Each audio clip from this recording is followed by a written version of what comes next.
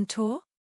This video covers legislation and best practices as of the 6th of March 2025 in England. Laws may change, so please verify details to ensure they remain relevant time of viewing. A guide to being a guarantor. This video forms part of a series produced by K&G Lettings Limited, which are designed to explain and guide tenants through the process of renting a property. Often when renting a property, a tenant will be asked to provide a guarantor. This video provides information, including what a guarantor is, what it means to be a guarantor, and why lettings agents and landlords require guarantors. What is a guarantor? A guarantor is an individual who agrees to be held legally responsible should a tenant breach the terms of a tenancy agreement, and not remedy these breaches. Parents, family members and friends are the most frequent guarantors for tenants. Generally, a landlord or letting agent will ask for a guarantor who is working and/or is a homeowner. For example, parents are often asked to be guarantors for their children. Why do I need a guarantor? Landlords and lettings agents often ask for a guarantor as it gives them additional security.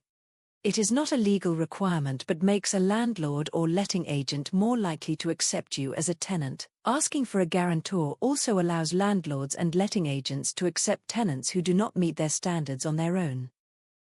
What does it mean to be a guarantor? If you are a guarantor, you have become legally responsible should the tenants who you guarantee breach the terms of their tenancy.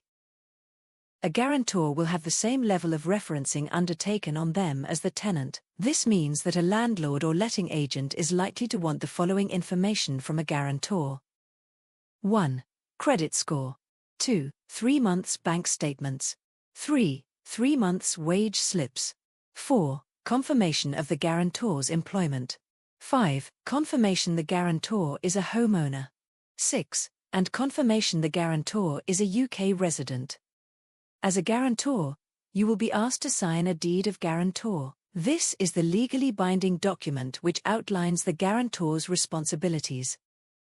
The document can be enforced by a court of law, and it is important that any guarantor reads and understands any deed of guarantor. The guarantor's responsibilities continue for as long as the tenancy agreement lasts. If the tenancy is renewed, the guarantor must give their consent to remain as a guarantor. Otherwise, the guarantor will not remain liable for any breaches of the tenancy. Summary: a guarantor is legally responsible for all breaches of a tenancy agreement that a tenant does not remedy, and will be qualified by a landlord or letting agent in the same way that a tenant would be.